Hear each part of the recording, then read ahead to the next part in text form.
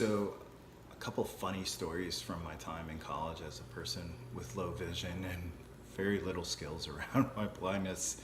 I was thinking back, and I've mentioned I was in a fraternity, and lucky a lot of good support through those guys, and as well as my friends in general, and but I can remember pledging, and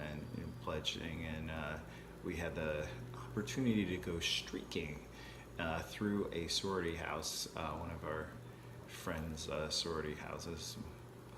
I guess they were all friends, but our closest, like it was like family, and our class of guys. I don't know at the time how many of us there were, but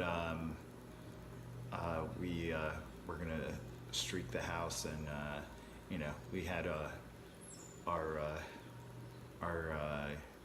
our goods covered with sock, and as a person with low vision, and running through unfamiliar space at night, not especially with RP, retinitis pigmentosa, so night blindness, not so easy. So there was a line of us, and I was last, and I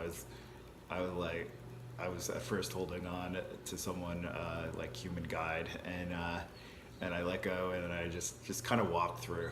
I was like, might as well walk, right? Like it was safer, and I just didn't care, whatever.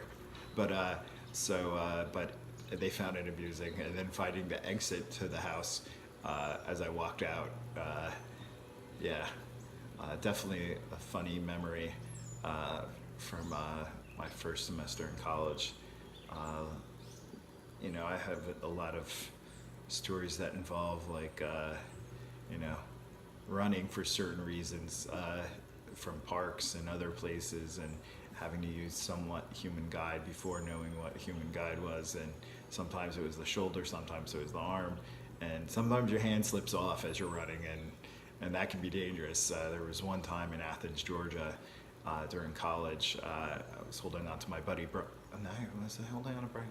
I was holding on to another guy from. We were at a fraternity meeting, like all southeast region of Sigma Pi's, and we were hanging out with some of the local Sigma Pi's, and went out with them, and it was a long day of being out, and then into the evening, and telling them stories from our college as well, and they were pretty excited about them, and we tried to relive some of them there, and I remember at some point getting chased and holding on to someone, and my hand slipped off, and I kept running, and we were running through grass and stuff, and then whack, my face hit a tree, and I hit the ground. I got up, and I was like sweating a lot, and I just could, and I'm rubbing my hand down my face right now because it felt like water pouring down my face. And I get away with this one guy from the local fraternity there in Athens, and it turns out there's blood pouring down my face, and I hit that tree so hard, I guess but I got away. But we got split up from the people we were with, and they had to drive away, and we ended up walking a couple miles back to their fraternity house, and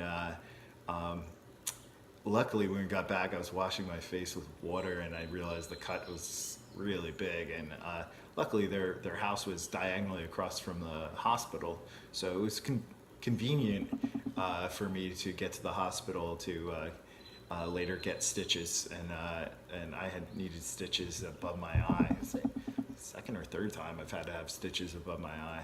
Different reasons, but hitting usually involve tree branch or a tree. So yeah, that seems to be a thing from back then.